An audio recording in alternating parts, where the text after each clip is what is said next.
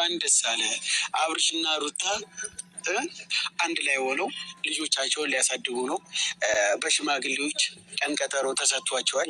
ውስጥ እያረረም ቢሆን ድብን እያልክ ቢሆንም አንተም መሰሎችም እያደራችሁም ቢሆን አብርሽና ሩታ ይታረቃሉ። ኧረ ምን ማረር ብቻ ቢኒ እነ ቴቴን ብቻ ሳይሆን እነ መዳም ቅመም እነ ሸቃሊት እነ ሹልቃዎች ለቀለበትና ለቬሎ ገንዘብ የላኩት አንገታቸው ላይ ገመድ ነው የሚያስገቡት ማለት ነው። እነ ሹልቃዎች ለቀለበት ገንዘብ ልከናል ስትሉ የነበራችሁ እንዴት ናችሁ? ምን ሊውጣችሁ ነው? አብርሃምና ሩታ ለማስታረቅ ሽማግሌዎች ቀን ቀጠሮ ቆርጠዋል ሲባል መቼም የእናንተ ወሽመጥ ቁርጥ ማለቱ አይቀርም። አቤት አቤት አቤት አቤት እናቴ፣ እኔ እንኳን ደስ ደስ ብሎኛል። ደስ ደስ የሚለውን እንዱ ለእናንተም ጋብዣለሁ ማለት ነው። በዚህ አጋጣሚ አብሪሽ ይመችህ። እንኳን ለቀለበት ብለው ገንዘብ ሲልኩልህ እንኳንም ተቀበልካቸው። ውድ ተመልካቾቼ ላይክ፣ ሼር፣ ሰብስክራይብ እያደረጋችሁ እስከ መጨረሻው ከኔ ጋር ሁኑ። አሰላሙ አሌይኩም ወራህመቱላሂ ወበረካቱ። ውድና የተከበራችሁ የቻናሌ ቤተሰቦች ሰላም ብያለሁ። በያላችሁበት ሰላማችሁ አላህ ያብዛልኝ። ለአላህ ብዬ ወዳችኋለሁ። ለቤቴ ወይ ለቻናሌ አዲስ ከሆናችሁ ሰብስክራይብ እንዲሁም የደወል ምልክቱን በመጫን ቤተሰብ ይሁኑ።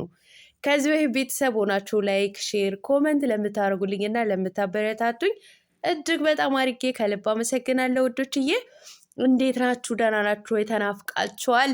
ንፍቅ ብላችሁኛል የእውነት ማለት ነው እና ላይክ እያደረጋችሁ እናንተም የናፍቆታችሁ ላይክ አድርጉ። እውነት ዩቲዩብ እየለቀኩት ነው እየለቀኩት ምንም ማድረግ አይችልም። ምን ላድርግ አስጠላኝ ማለት ነው። እንዶ ደበረኝ። ስራ ከሌለ እንዴት እንደሚደብራችሁ እንዶ እኮ ሀበሻ ቤት ማታውንም ቀኑንም አትለዩትም እናቴ እና ደብሮኛል። አይዞሽ በሉኝ በኮመንት እያጽናናችሁኝ ማለት ነው። ለነገሩ እኮ የሩታ ጠላቶች እንኳንም ነቀለሽ እንኳንም ጠፋሽ እኮ ትሉኛላችሁ። አልጠፋሁም። አሁን እስከሚያስነጥሳችሁ እስከሚያስላችሁ ድረስ እመጣለሁ ማለት ነው። እና ውዶችዬ እንግዲህ የዛሬ ቪዲዮ የመግባችሁ ላይ እንዳያችሁት እንዳደመጣችሁት ቢኒ እየተቃጠልክም እያረርክም ቢሆን አንተንም መሰሎችህንም ቢሆኑ እየተቃጠላችሁ እንግዲህ ስሙት። አብርሃምና ሩታ ሊታረቁ ነው። አብረው ሆነው ልጃቸውን ሊያሳድጉ ነው። እነሱን ለማስታረቅ ሽማግሌዎች የቀን ቀጠሮ ጥለዋል ብሏል። እንዶ እንዴት ደስ እንዳለኝ እውነቴን ነው የምላችሁ። እኔ አብርሃምና ሩታ እንዶ ታርቀው አብረው ልጃቸውን ሲያሳድጉ እውነቴን ነው የምላችሁ በጣም ነው የምደስተው ማለት ነው። እኔ አብረው እነሱ ሲሆኑ በጣም ነው ደስ የሚለኝ ማለት ነው። በቃ ውበታቸው ሁለቱ ሲለያዩ በቃ ከሌላ ሰው ሲሰሩ አያምሩም ሁለቱንም ማለት ነው። ሶ አንድ ላይ ሆነ በፍቅር ልጃቸው ቢያሳድጉ የእውነት እኔ በጣም ነው ደስ የሚለኝ ማለት ነው። እኔ አብርሃም ያው ታውቃላችሁ የማይረባ ስራ ሲሰራ ብቻ ነው የምናደድበት ማለት ነው። እና ከሩታዬ ጋር ዘና ፈታ እያለ ሲመጣ በጣም ነው ደስ የሚለኝ ማለት ነው። እና ግን አሁን ሊያስታርቋቸው ሽማግሌዎች ለ15 ቀን ቀጠሮ ጥለዋል። ግን እውነትህን ነው ቢኒ፣ እንደሰት እንደው ተደስተን ሳንጨርስ እኮ እናንተ አይታመንም ዱበዳ ነው የምትጥሉብን ማለት ነው። ከሆነ እኔ በጣም ደስ ብሎኛል ማለት ነው። ነገር ግን እነ ሸቃሊቶች ማለት ነው እነ ሹልቃዎች ማለት ነው እነ ሹልቃ እናንተማ ሸቃሊትማ ከተባለ እኮ ሁላችንም እናካትታለን። እነ ሹልቃዎች እና አላማ ቢሶች ማለት ነው እንዱ ምን ሊውጣችሁ ነው? እንደው እንኳንም ቀረሽብን። ሰሞኑ እንኳን ብቀርባችሁ ይሻላል። እንደው ሰሞኑማ ብኖር እንደው አጥቤ እንደው በክሎሬክስም በፍላሽም አጥቤ ነበር ማሰጣችሁ ማለት ነው። እንደው ድምጻችሁ ስሰማው ቲክቶክ ላይ እንዴት እንዳፈርኩባችሁ እናንተ ማፈሪያዎች። ለቀለበት ገንዘብ ልከናል። ምን አክል ዋጋ እንደከፈልን ቀለበት እንዲያደርግላት ለሄርሜላ። እኛ ግን ቀለበቱ ያደርግላታል ብለን ስንጠብቅ በቬሎ ሲመጡ በጣም ነው ወሽመጣችን የተቆረጠ። ኧረ አይደለ ወሽመጣችሁ ለምን ጭንቅላታችሁ ከአንገታችሁ ጋር ቁርጥ አይልም? እናንተ በክቶች ማለት ነው። እንዶ አላማ ቢሶች እናንተ ቤተሰብ አልባዮች ማለት ነው። እናንተ አታፍሩም? ለቀለበት ገንዘብ ልከናል ስትሉ ማለት ነው። እንዶ ባልና ሚስት አለያይታችሁ ባልና ሚስት እንዲፋታ አድርጋችሁ ውሽማ ቀለበት እንዲደረግላት የምታደርጉ አረብ ሀገር ላይ በማዳን ኩሽና ብረት ድስት በሽቦ እየፈቀፈቅሽ ያገኘሽው ደሞዝሽን ለዩቲዩበር ልከሽ ቀለበት እንዲያጠልቅ። እናንተ ግን ምን ጉዶች ናችሁ? እንዲሁ ምን አይነት አላማ ቢስ እንዲሁ ምን አይነት ቤተሰብ ቢያሳድጋችሁ ነው? ጉድ ጉድ ጉድ። መቼም አሁን እኮ አብርሃምና ሩታ ታርቀው ሲመጡ ማልቀሳቸው አይቀርም። አረ ገንዘባችን ይመለስልን ሳትሉ አይቀርም። እኔ ገንዘባችን ይመለስልን ብላችሁ ከዩቲዩብ እስከ ቲክቶክ፣ ከቲክቶክ እስከ ፌስቡክ፣ ከፌስቡክ ኢንስታግራም ድረስ ስታለቅሶ ብሰማ እውነቴን ነው እኔን አድርገኝ እንዶ አጥቤ ነው የማሰጣችሁ እናንተ ባለጌዎች።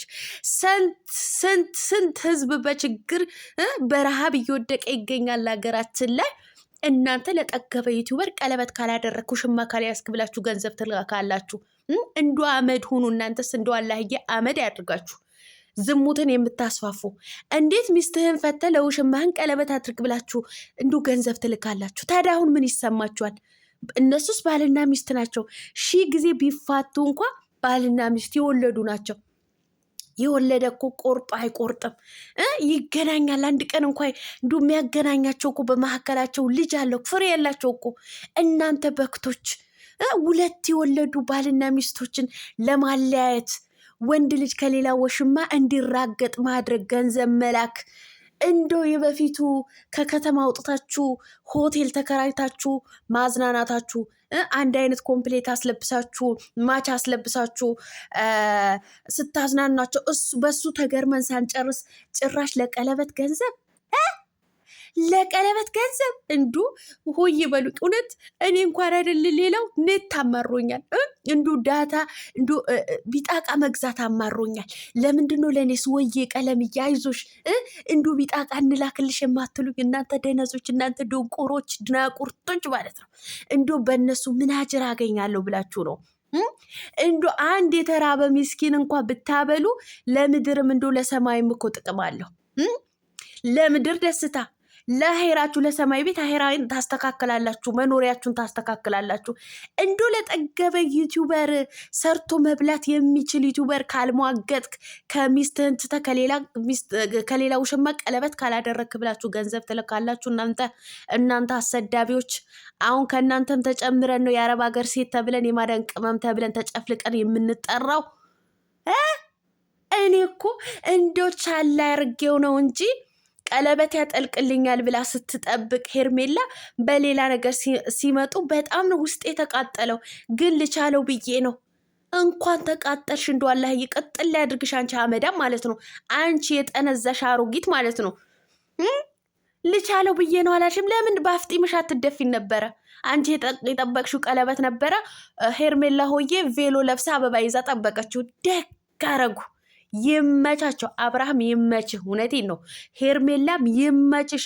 በደንብ አርገሽ ቀፍቅፊያቸው፣ በደንብ አርገሽ ተቀበያቸው። እነዚህ አላማ ቢሶች ማለት ነው። እነዚህ በክቶች፣ ሴት አሰዳቢዎች ማለት ነው። እናንተ እርግጠኛ ነኝ፣ እውነቴን ነው የምላችሁ፣ አረብ ሀገር ላይ ቁጭ ብላችሁ ከባለትዳር ወንድ ጋር የምትዘሉ፣ ከባንጋሊ ከፓኪስታኒ የምትዘሉ አላማ የሌላችሁ ናችሁ።